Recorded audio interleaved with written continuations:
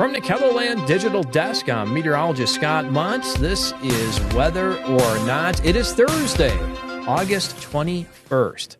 We've been following a couple of showers and thunderstorms in our forecast as we do go over the next several days. As we do take a look at our outline, first thing you may notice is Brian's back. And I'll go over what I went through yesterday and try to bring in Brian's opinion on a couple of things I went through yesterday. But at the end of this outline, it says long-range forecast, and that is something that Brian will chime in about. But before we get there, let's go ahead and talk about today's weather, as we'll have a cold front that will move across KELOLAND.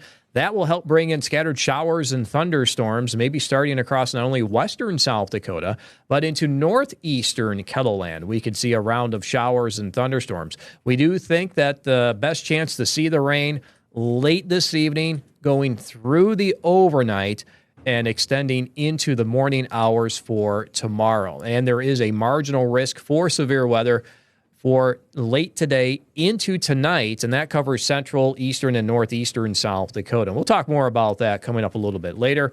In the meantime, for today, you can expect temperatures in the 80s, 90s, and the lower 100s. Stay with us on Weather or Not. We'll talk to Brian Karstens coming up. Welcome back to Weather or Not. Brian, good to see you. I know you had a day off yesterday trying to take in whatever you can for the kiddos, right, before school starts again. Well, right. Well, and actually for us, it's kind of funny because we've started school for some of them. Our homeschooling co-op, we do a couple things where we start on Tuesday. So that was so a couple days ago. Okay. And then we went to the zoo. Took a road trip down to Omaha for the day, so that was fun. And then now back into school mode again. They got things to do today, and then it's just. And then of course the public schools going back too. We've got a lot of kids going back today, this afternoon. Peyton started at a senior breakfast at 6 a.m. 6 o'clock in the morning. Mm-hmm. Dedication right there, getting up early. And then after today, much later start. Yeah. Okay. Yeah. But getting back to what normal looks like, I guess. Right. Ease into it, I guess, except for today's 6 a.m. breakfast. I'm not around when everybody's getting ready in the morning either. Yeah, morning routines, that's one thing about you and I with our job here at the station is, those morning routines, that's kind of out of our hands. Everything that goes on there at the house is... we do our part, or at least I do in the evening if I need to help some of the younger ones get their things together. We'll talk about that. Sometimes that goes better than some days, Where's your backpack? You always have your good and your bad days, right? No matter what it is. Well, you have kids. You have to accept the fact that, it's just you roll with the punches, right? That you do. But now if the weather cools off, boy, this gives me, I'm kind of ready for this change. Are you? Oh, I am. I reached that point. I've talked about this before. During the summer, I get tired of being hot. I'm ready for a change. During the winter, I'm tired of being cold, and I'm ready for a change. Hey, it's the beauty of living here, right? We get all 4 seasons. I would say the winter season probably lasts maybe a little longer than some would like. Just some would like, right. But it's always neat going through the spring months and watching plants emerge, getting leaves on the trees, thinking about what to put in the garden. I'm way ahead of myself because we're just transitioning in the fall now and thinking about the fall weather, harvest time, and then of course after the harvest. Do I talk about that during this segment or today? I don't, but we do have an extended forecast that you will probably talk about. You were showing me something during the newscast this morning behind the scenes. Well, I get enough questions about, so Brian, what's the winter going to be like? And then I say, you got to watch Scott Mundt, his winter forecast. Well, thanks for plugging it. Yeah, thanks for plugging that for me. But just because we've got a show here that we can kind of delve into things, why don't we do that today, shall we? If you got time to stick around? We'll save it for the very end. You're asking me, I'm here until the show's over. Well, we'll let the viewers stay tuned as well. So that's coming up. But I won't be here tomorrow. It's softball tonight. My last week of senior softball is tonight, so... And then I'm golfing in a tournament tomorrow. We'll see if the weather holds out. We might have some rain in the morning. Yes, rain, and we're going to talk about that subject too. Some storms around. In the meantime, one more hot and humid day. Dew point temperatures 60s and 70s. We'll slowly get rid of these high dew point temperatures as the front moves through. And we've seen signs of that already this morning in northwestern South Dakota with that cold front near Buffalo. They've been able to get a couple of scattered showers, thunderstorms during the morning hours. Thinking is, as we do go into the afternoon and the evening, things may become a little more widespread with our shower and thunderstorm chances. One more look at the heat index for this week as we'll have numbers approach 100 in the central, maybe south central South Dakota. I think the air temperature will actually hit 100 in Pierre.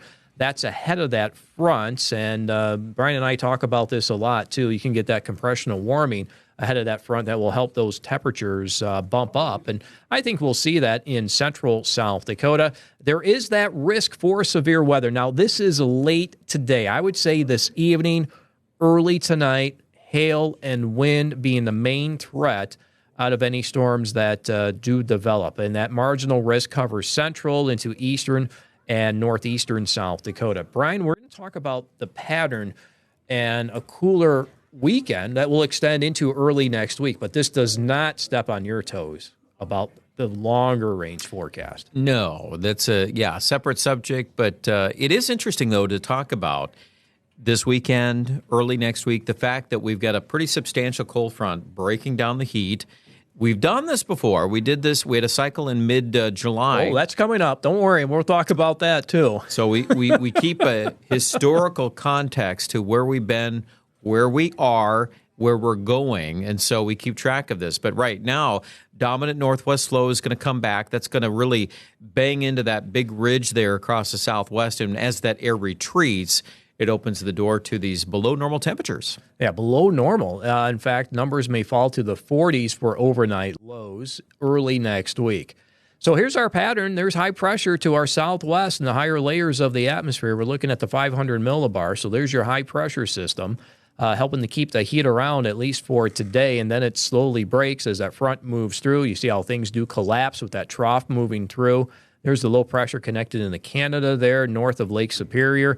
Behind it, as Brian mentioned, there's our northwest flow, high pressure, still staying to our southwest. But you may have noticed it's moved a little bit farther to the southwest, so it loses its grip for the upper plains.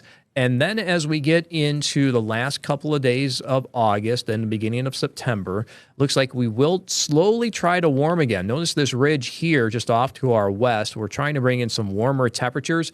And I think as we go through next weekend, those numbers will slowly warm.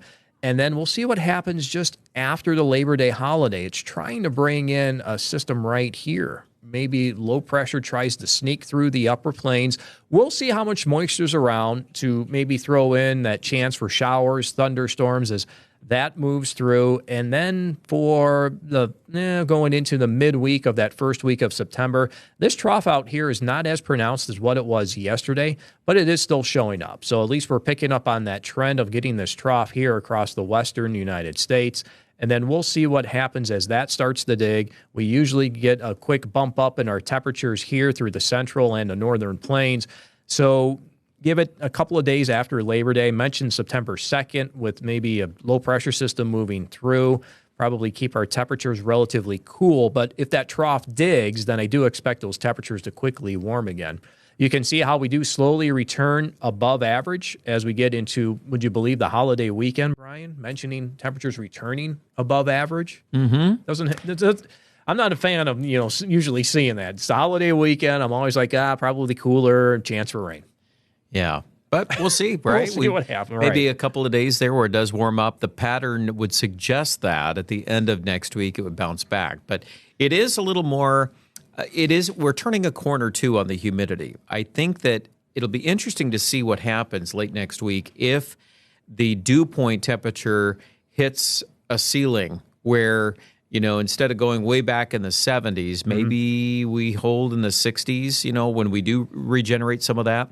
So that would be one thing to watch. And then, of course, this gets way out there into early September and more evidence of cooling in the forecast. And there again is that, low pressure system that can bring in thicker clouds, chance for rain. So you expect those temperatures to cool.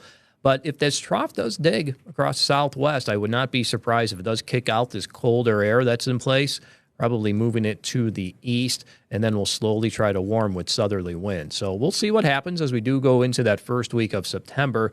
But I think it will keep the steady chances for showers and thunderstorms around. This is a look at the next 14 days. So for the next 2 weeks, this is what the model's picking up on with that rain chance that we have going into this evening and tonight, extending into tomorrow for some across eastern South Dakota, and then, of course, into western KELOLAND. Then we get a break from the rain, probably throughout much of the new work week for next week. And then as we get into that first week of September, mentioned how those temperatures are going up and down. We'll have to watch a couple of systems moving through. That it starts to blanket the area with the shower and thunderstorm chances again during that first week of September. Yeah, and that's kind of in that tug of war back and forth with that upper level low to the northwest of us and how that'll try to pull the temperature back up, and then it tries to spark some more thunderstorms at the tail end of the 14-day. But it definitely has drier segments now. Now that we've got some cooler air, once we push the humidity out, there's going to be definitely some days in a row where we'll string together more dry weather than wet weather here in the plains. Coming up in a bit, we'll talk about having temperatures fall to the 40s for overnight lows, and Brian will give us some information on the longer range forecast. Stay with us. Welcome back to Whether or Not, Brian. We've been talking about these hits of some colder air that will probably see our temperatures fall to the 40s for overnight lows. And you would think that there are probably two camps. One that will do this. Okay. That's not in this building. Well, not in this area right now. Okay, what about this? There you go. There we go. Round of applause for this cooler air, colder air. Love it. That's trying to come in. And I think that it will. So let's talk more about these 40s for overnight low temperatures. As for some of us, it will happen Sunday. For most of us, I would say Monday, Tuesday, with these numbers falling to the 40s. If not the 40s, then expect temperatures in the lower 50s. Here's a snapshot of what the Canadian model is thinking for maybe Sunday morning. Parts of eastern, northeastern KELOLAND could see our temperatures fall to the 40s to near 50 degrees as we do bring in Monday. Middle 40s are showing up on the Canadian model. You see 43 degrees in Aberdeen, 45 in Sioux Falls. I saw a couple of runs on the Canadian, maybe a little bit earlier, that said temperatures may fall to the upper 30s in parts of northeastern South Dakota. Otherwise, expect those numbers to remain in the middle 40s across eastern South Dakota, Minnesota, and Iowa for your Tuesday morning.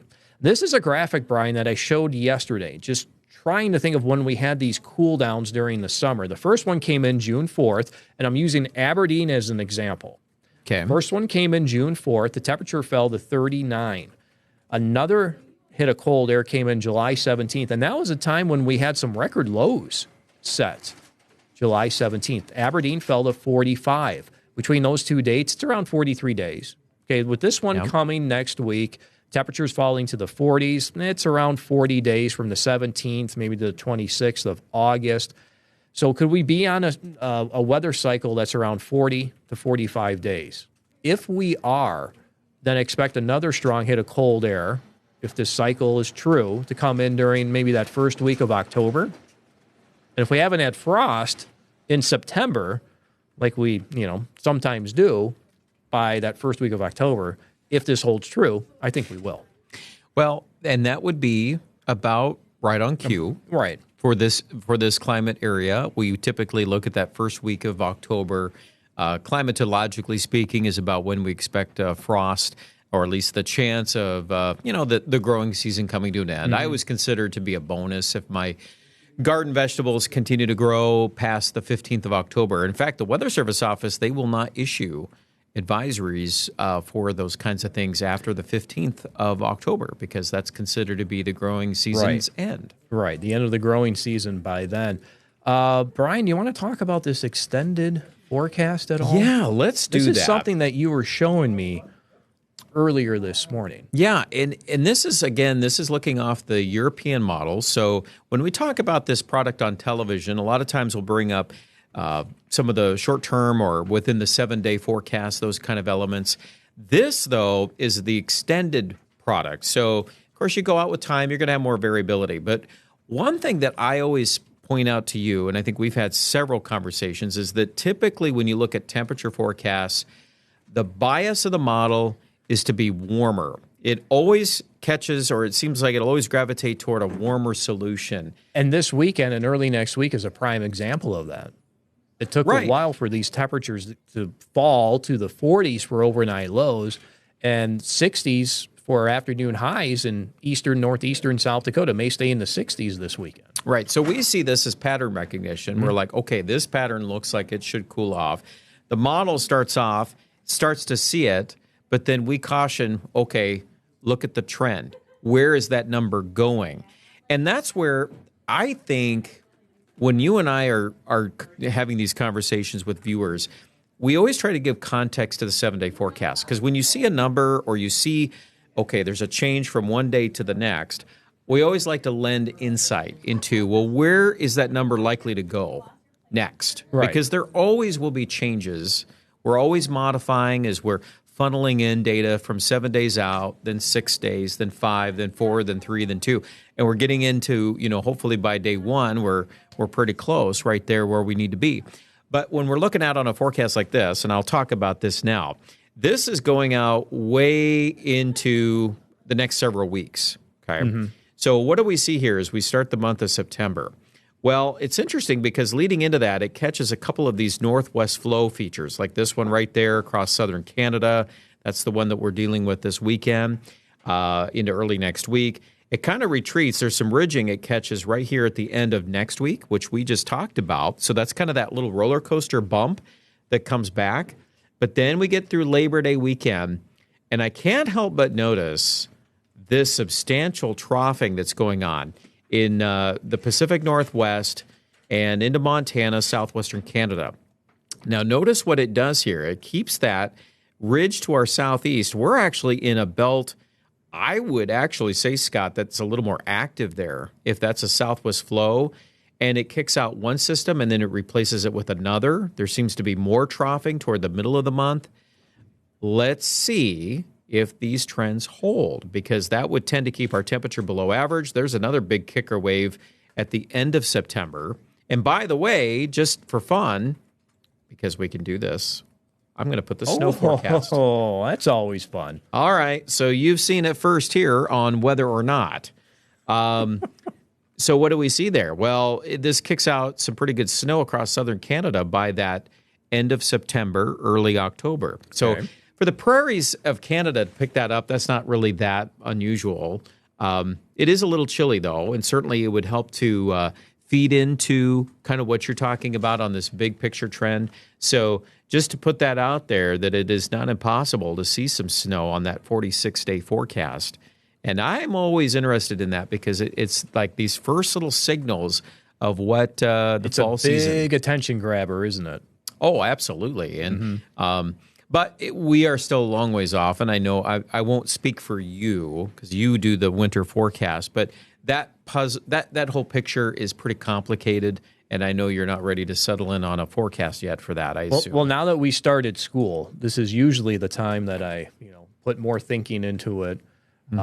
Stay downstairs maybe a little bit longer, looking at the computer, looking at data, writing things down. Looking at past historical things. Oh, that's a big factor in when I put all of this stuff together. I don't listen to what the almanac's saying. People, tell me or ask me, hey, have you seen what the almanac? I don't pay any attention to that. Don't pay any attention to maybe some other seasonal forecasts that are coming out. But it's a fun time of year.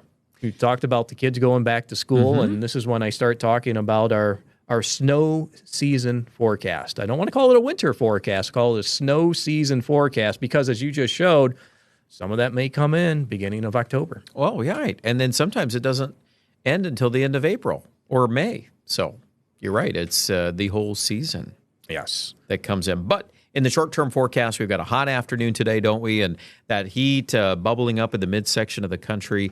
And this is the last push of this particular segment of heat. And I like how you put, we'll see how we recover with our dew point temperatures. I looked at the information this morning. Even though we do fall to the 30s, 40s for dew point temperatures, second half of the weekend, early next week, as we go through next week, I saw those numbers returning to the 60s for dew points, but as you mentioned too, did not see any dew point temperatures back in the 70s. Yeah.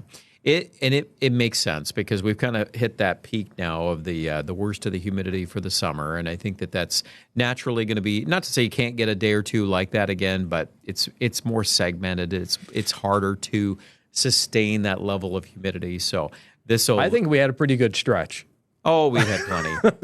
Of these days. Nobody's complaining about a shortage of humidity this summer. We ended up having that. And we could have had a much different story. Had we had less humidity, we would have had way more days of over 100-degree heat in Sioux Falls. That's a big correlation there if you look at the historical records. But the fact is we had enough thunderstorms at the right time to produce and really to recycle that moisture. And so that's what we're living off now, and that's how we'll finish out the summer season. So we'll see what happens as we get into October. We can't skip over September. Apple picking month, right? That's right. I love September. You already talked about the peaches at your place. Yep. A couple of apple trees. The apples are loaded with apples. Yeah, we had trees. 3-4 apple trees in our yard. So yeah, we got a job to do, Scott. All right. I'll share a few of them with you. I want to see those too. That's our time on Whether or Not. Thank you for joining us. Enjoy your day.